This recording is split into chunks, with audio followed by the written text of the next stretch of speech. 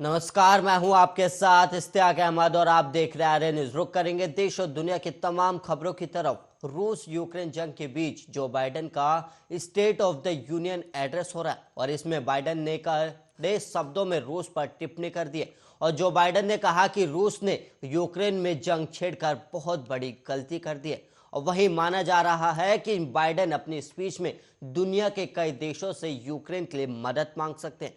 और यह बाइडेन का पहला state of the union address है। और संबोधन में बोले कि जब इस वक्त का इतिहास लिखा जाएगा तो पुतिन द्वारा यूक्रेन पर छेड़ी गई जंग की वजह से रूस को कमजोर और दुनिया के बाकी देशों को ताकतवर बताया जाएगा।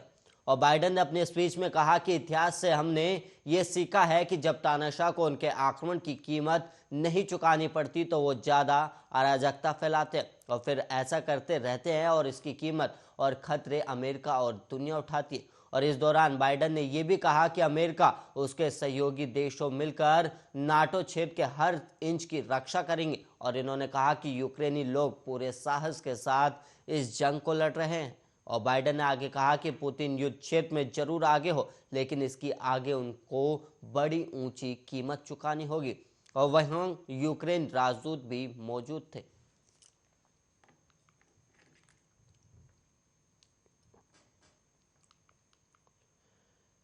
यूक्रेन के खार्किव में गोलीबारी में एक भारतीय छात्र की मौत हो गई और विदेश मंत्रालय ने ट्वीट कर इसकी जानकारी दी।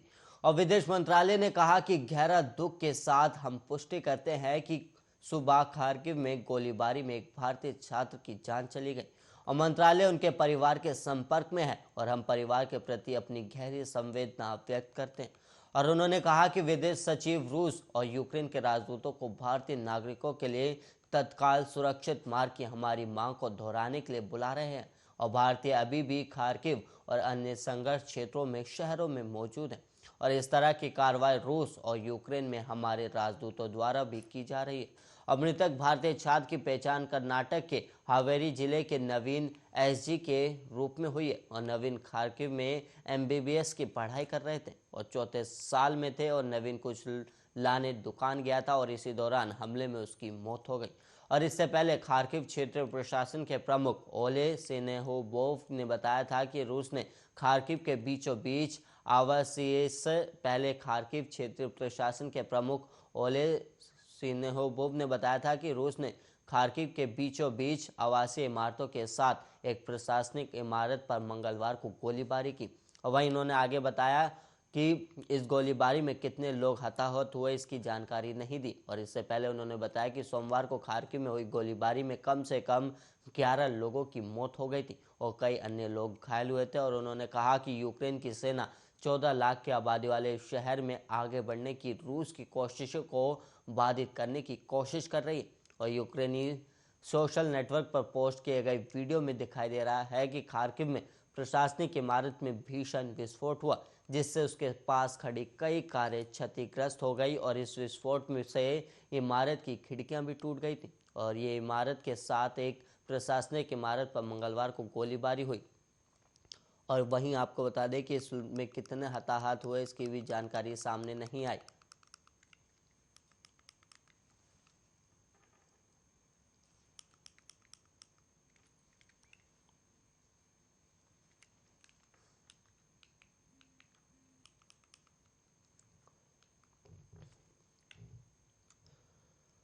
वहीं प्रधानमंत्री नरेंद्र मोदी ने मंगलवार को राष्ट्रपति रामनाथ कोविंद से मुलाकात की और यूक्रेन की स्थिति समेत कई मुद्दों उनके साथ चर्चा भी की है।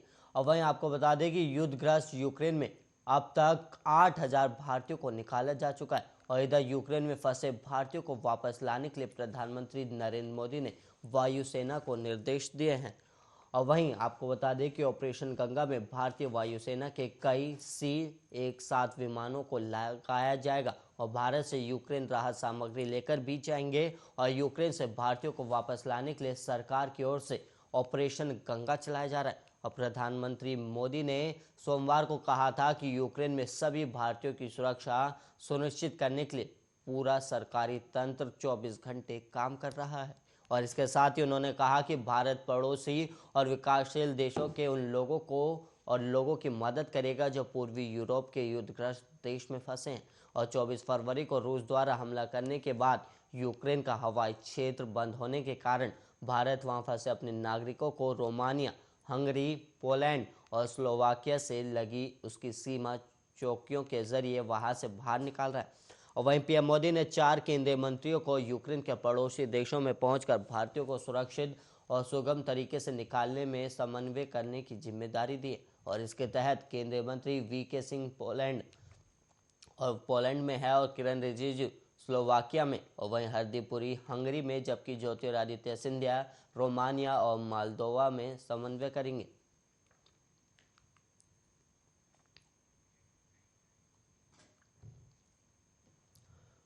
यूक्रेन में फंसे भारतीयों को निकालने के लिए भारत सरकार ने अपनी मुहिम तेज कर दी और वहीं प्रधानमंत्री मोदी ने भारतीयों को वापस लाने के लिए वायुसेना को निर्देश दे दिए और वहीं मंगलवार से वायुसेना के कई C-17 विमानों को भी लगाया गया है और ये विमान भारत से यूक्रेन राहत सामग्री भी लेकर जाएंगे। और यूक्रेन से अब तक 2016 भारतीय वापस लौट चुके हैं और वहीं कई भारतीय छात्रों की वतन वापसी होने भी वाली है। और वहीं आपको बता दें कि यूक्रेन और रूस के बीच जंग का आज 7वां दिन है और दोनों देशों के बीच युद्ध 24 फरवरी को शुरू हुआ था और यूक्रेन में हालत अभी भी खराब बने हुए हैं। और वहीं तनाव के बीच दोनों देशों के बीच बातचीत भी शुरू हुई और वहीं सोमवार को बेलारूस की सीमा पर रूस और यूक्रेन के प्रतिनिधिमंडल के बीच वार्ता हुई। हालांकि बातचीत में कोई नतीजा नहीं निकला। और वहीं ऑपरेशन गंगा की बात करें तो यूक्रेन में फंसे भारतीयों को वापस लाने के लिए इसे शुरू किया गया और केंद्र सरकार ने 26 फरवरी को इसकी शुरुआत की थी और मंगलवार सुबह एयर इंडिया की 7वीं फ्लाइट 182 भारतीय नागरिकों को लेकर रोमानिया के बुकापेस्ट से मुंबई पहुंची और एयर इंडिया के विमान मुंबई एयरपोर्ट पर पहुंची, जहां इन भारतीय नागरिकों का केंद्रीय मंत्री नारायण राणे ने स्वागत भी किया। और वहीं आपको बता दें कि बीते दिन बुडापेस्ट से 6ठी फ्लाइट 240 भारतीय नागरिकों को लेकर दिल्ली पहुंची थी, जिसकी जानकारी विदेश मंत्री एस जयशंकर ने दी और उन्होंने ट्वीट कर कहा कि बुडापेस्ट से 6ठी ऑपरेशन गंगा उड़ान 240 भारतीय नागरिकों की दिल्ली वापसी हुई है और निकासी के प्रयास जारी है और सरकार ने यूक्रेन के पड़ोसी देशों में 4 केंद्रीय मंत्रियों को भेजने का निर्णय भी लिया है, जहां पर केंद्रीय मंत्री ज्योतिरादित्य सिंधिया, किरण रिजिजू, वीके सिंह और हरदीप सिंह पुरी को भारतीयों की मदद की जिम्मेदारी दी गई है। और वहीं आपको बता दें कि कौन से केंद्रीय मंत्री कौन से देश में, तो वहीं आपको बता दें कि ज्योतिरादित्य सिंधिया रोमानिया में और मालदोवा में है और किरण रिजिजू स्लोवाकिया और हरदीप सिंह पुरी हंगरी और जनरल वीके सिंह पोलैंड में है।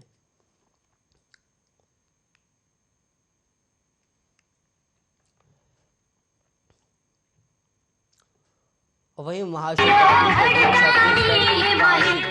खरोद नगरी में लक्ष्मणेश्वर मंदिर के सामने शिव भक्त श्रद्धालुओं का तांता लगा रहा, जहां छत्तीसगढ़ से ही नहीं बल्कि देश विदेश से लोग यहां शिव भगवान जी के दर्शन करने आते हैं।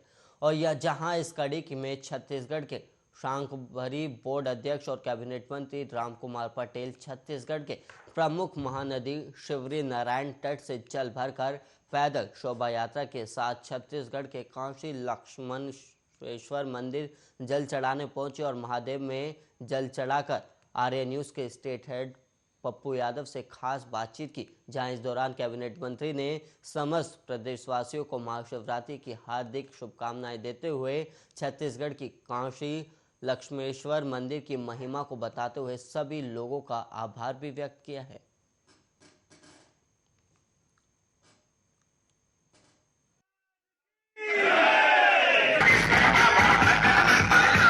महाशिवरात्रि के दिन छत्तीसगढ़ के जो कैबिनेट मंत्री राम कुमार पटेल जी आज यहाँ पर छत्तीसगढ़ की प्रमुख महानदी है वहाँ से जल भरकर छत्तीसगढ़ के काशी कहने जागरा लिंगेश्वर मंदिर पर यहाँ जल चढ़ाने आए। इनसे जानते हैं क्या कुछ महिमा है इनकी और किस प्रकार से इनको लग रहा है वहाँ से जो पैदल रहते निकाल कर आएंगे, बताएंगे जी। यहाँ पर आप जल चढ़ाने आए, कैसा लग रहा है आपको? बहुत अच्छा लग रहा है। मैं तो महाशिवरात्रि के इस पावन पर्व पर सभी प्रदेशवासी, देशवासी और अपने विधानसभा जिला सबको बधाई देना चाहूँगा। देखिए, सूर्य नारायण जो भगवान जगन्नाथ स्वामी जी का मंदिर है, वास्तव में वहाँ हर समाज का मंदिर स्थापित है, आस्था का केंद्र है।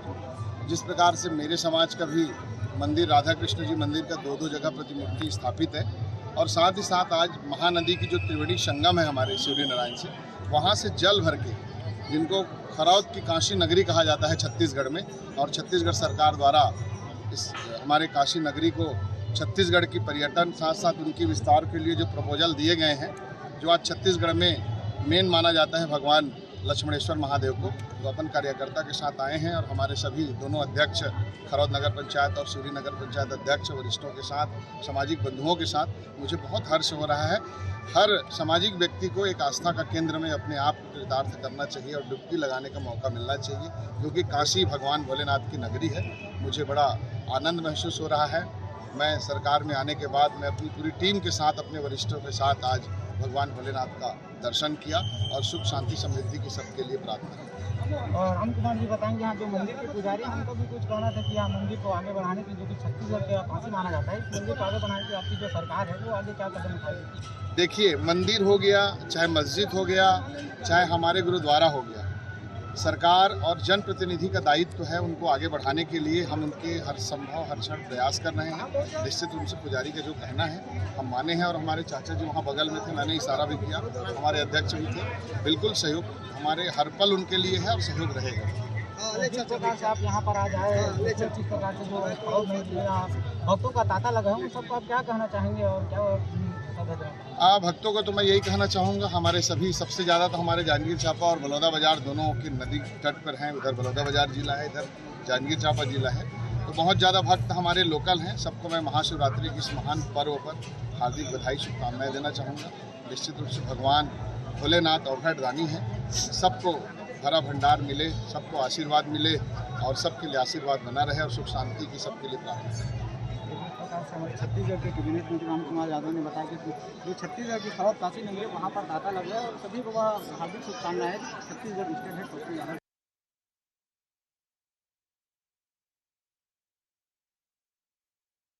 सामने आई है। और अब बेलारूस ने भी यूक्रेन के खिलाफ जंग में उतर आया है, और वहीं खोइनिकी के ऊपर एक लड़ाकू विमान उड़ता भी देखा गया, जो काफी कम ऊंचाई पर बॉर्डर की ओर जा रहा था।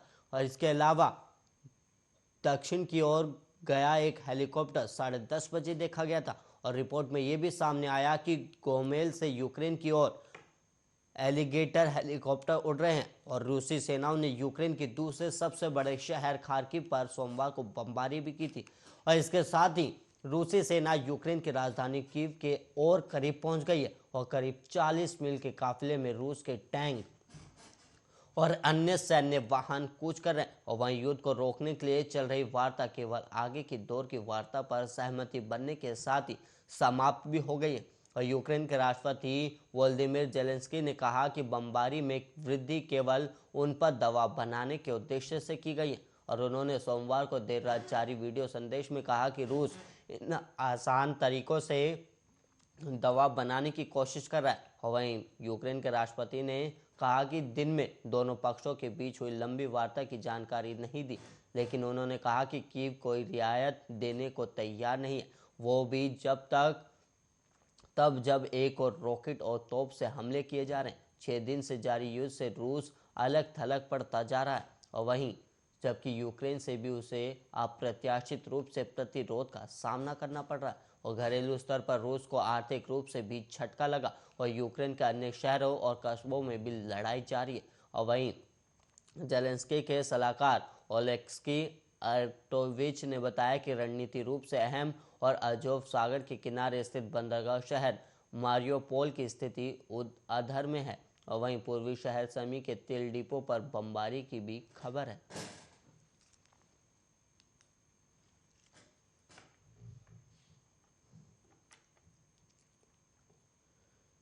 मणिपुर के पहले चरण का विधानसभा चुनाव हो चुका है, और अब 5 मार्च को दूसरे चरण के लिए तैयारी शुरू हो गई। और वहीं इस बीच प्रधानमंत्री नरेंद्र मोदी वीडियो कॉन्फ्रेंसिंग के जरिए मणिपुर में जनसभा को संबोधित किया है, और साथ ही पार्टी की योजनाओं का जिक्र करते हुए कांग्रेस पार्टी पर निशाना साधा। उन्होंने कहा कि कांग्रेस पार्टी का केवल राज्य को लूटने का फोकस रहा है। और पीएम मोदी ने आगे कहा कि कांग्रेस राज्य को लूटने में इस कदर शामिल थे कि उनके पास लोगों के लिए काम करने का समय ही नहीं था। और बीजेपी के नेता मणिपुरी लोगों के बीच रहकर विकास का काम करने में विश्वास रखते हैं। और उन्होंने आगे कहा कि कांग्रेस पार्टी ने मणिपुर के विकास के लिए काम नहीं किया, अलगाववाद को बढ़ावा दिया और मणिपुर के लोगों को इसके प्रति जागरूक होना होगा। और बीजेपी पूर्वोत्तर खासकर मणिपुर के विकास के लिए काम करती है और यह उनकी फूट डालो और राज करो की योजना को नष्ट कर रहा है। और पीएम मोदी ने आगे कहा कि हम मणिपुर में एम्स बनाने की योजना बना रहे हैं और ये आत्मनिर्भर भारत का समय है। ये दशक विकास और प्रगति का दशक है। मणिपुर आज इस दिशा में तेजी से आगे बढ़ रहा है और मणिपुर में खेलों के विकास के लिए हम राज्य में एक खेल विश्वविद्यालय का निर्माण भी करने जा रहे हैं। और मणिपुर की पहचान अब कौशल, स्टार्टअप और खेल से हो रही है और वहीं स्टार्टअप मणिपुर अच्छे परिणाम भी दिखा रहा है। भविष्य में हमारी सरकार 100 करोड़ रुपए का स्टार्टअप फंड भी बनाने के लिए तैयार है। और पीएम मोदी ने आगे कहा कि आज़ादी के बाद से मणिपुर अपनी पहली ट्रेन का इंतजार कर रहा था और बीजेपी ने राज्य में ट्रेन सेवा शुरू करने का काम किया और मणिपुर को भारत के रेलवे नेटवर्क से जोड़ा और नई रेलवे लाइन भी बन रही है और वहीं लेआउट और कनेक्टिविटी को आगे बढ़ा रहे हैं।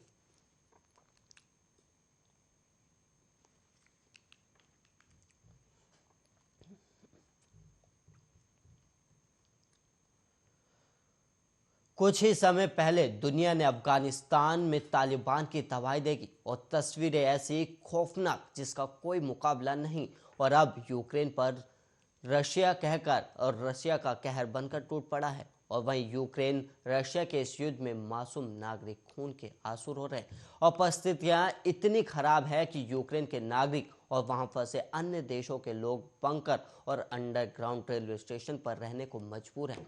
और इन सब के बीच भारत के रवैये से नाराज यूक्रेन के नागरिक यूक्रेन में रह रहे भारतीय छात्रों पर गुस्सा निकाल रहे हैं और यूक्रेन के मौजूदा हालातों पर नजदीक से नजर डालेंगे। देखिए हमारी इस खास रिपोर्ट में।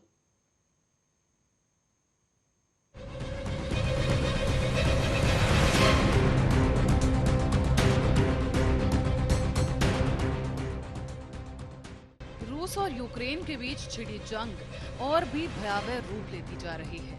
यूक्रेन से जहां लाखों लोग पलायन कर हंगरी, रोमानिया, पोलैंड और अन्य पड़ोसी देशों का रुख कर रहे हैं, तो वहीं कुछ अनिहत्थे लोग रूसी सेना का मुकाबला भी कर रहे हैं। यूक्रेन में लोगों ने अब अपना जरूरी काम रोककर बम और राइफल बनाने का जिम्मा उठा लिया है। यूक्रेन से ऐसी तस्वीरें सामने आ रही हैं जिसे देखकर दिल दहल जाए। बेहिसाब बमबारी और लगातार हो रहे हमले से लोग घबराए हुए हैं। अब जरा ये तस्वीर देखिए, जहां सेना का ये जाबाज जवान अपने हाथों से बारूदी सुरंग हटा रहा है। रूसी सेना यूक्रेन में चारों तरफ से आगे बढ़ रही है और यूक्रेन के लोग अपनी सेना का साथ देने के लिए अपनी तरफ से हर वो प्रयास कर रहे हैं जिससे वो रूस के हमलों का सामना कर सके। खार्किव, निप्रो और ओडेसा जैसे बड़े शहरों में स्थानीय लोग रूसी टैंकों के सामने खड़े हो गए। कई जगह लोगों ने पेट्रोल बम बनाने का सामान भी एकत्र किया और संघर्ष करने वाले नागरिकों को इसकी सप्लाई करना शुरू कर दिया। तो वहीं लवीव शहर में कई जगह रूसी सेना के मुकाबले के लिए स्थानीय नागरिकों ने राइफल के साथ मोर्चा संभाल लिया। तो वहीं कई देशों में यूक्रेन पर रूसी हमले के विरोध में लोग जमकर प्रदर्शन कर रहे हैं। आपको बता दें कि जर्मनी में करीब 1 लाख लोगों ने सड़कों पर निकलकर प्रदर्शन किया। मध्य बर्लिन में ब्रेंडनबर्ग गेट के पास भारी संख्या में ये लोग एकत्रित हुए। उन्हें अतिरिक्त जगह भी दी जा रही है और इधर विरोध प्रदर्शन में बच्चों समेत परिवारों ने भी भाग लिया। लोगों ने यूक्रेन के समर्थन में पीले और नीले रंग के झंडे भी लहराए। तो वहीं आपको बताते चलें कि भारत के लिए भी ये समय किसी बड़ी चुनौती से कम नहीं। एक तरफ रूस से पुरानी दोस्ती और व्यापार और दूसरी ओर यूक्रेन से जुड़ा नया व्यापारिक नाता। भारत के लिए किसी एक पक्ष को चुनना आसान नहीं है। यही कारण है कि भारत ने यूक्रेन पर रूसी हमले के खिलाफ संयुक्त राष्ट्र में पेश किए गए प्रस्ताव पर मतदान से दूरी बनाई है। पर भारत के इस रवैये का खामियाजा यूक्रेन में फंसे भारतीय चुका रहे हैं। हालांकि भारत सरकार यूक्रेन में फंसे भारतीय छात्रों को निकाल रही है, लेकिन ये छात्र पोलैंड, रोमानिया और हंगरी के रास्ते घर लौट रहे हैं। लेकिन इस वापसी में इन छात्रों को कई मुश्किलों का सामना करना पड़ा है। कुछ मेडिकल छात्रों ने आरोप लगाया है कि यूक्रेन पोलैंड सीमा के चेक पोस्ट पर उन्हें बंधकों जैसा रखा गया। और जमा देने वाली ठंड में उन्हें भोजन और पानी के लिए भी तरसना पड़ा है। छात्रों का आरोप ये भी है कि उनके साथ ऐसा बर्ताव सिर्फ इसलिए किया गया क्योंकि भारत ने संयुक्त राष्ट्र में पेश किए गए प्रस्ताव पर मतदान से दूरी बना ली। इतना ही नहीं बल्कि छात्रों ने ऐसे वीडियोस भी साझा किए जिसमें सैनिकों को हवा में गोलियां चलाते और छात्रों पर बल का प्रयोग करते देखा गया है। भारतीय छात्रों पर यूक्रेनी सैनिक और नागरिक गुस्सा निकाल रहे हैं। एक अन्य वीडियो क्लिप में एक यूक्रेनी गार्ड एक भारतीय लड़की को दूर धकेलता दिखाई देता है। ये लड़की सैनिक के पैरों में गिरकर उनसे सीमा पार करने देने की गुहार लगाती नजर आई। कुछ लोगों का ये भी कहना है कि यूक्रेन के लोग अब भारतीय लोगों के विरोधी हो गए हैं। कुछ छात्रों का ये भी दावा है कि कई छात्र ट्रेन, कार, बस या रात भर पैदल चलकर चेक पोस्ट पर पहुंच रहे हैं। तो वहीं टर्नोपिल शहर के छात्र रोमानिया सीमा पर एकत्रित हो रहे हैं, जिसमें हरियाणा और दिल्ली के मेडिकल छात्र छात्राएं शामिल हैं। यूक्रेन के एक चेक पॉइंट पर बॉर्डर गार्ड्स ने उनसे हंटर गेम खेलने तक को भी कह दिया। बहरहाल ये कहना गलत नहीं होगा कि यूक्रेन में हालात बद से बदतर होते जा रहे हैं। आने वाला कल यूक्रेन में क्या नई तस्वीर लेकर सामने आएगा, फिलहाल ये देखने की बात होगी। Special report, Arya news.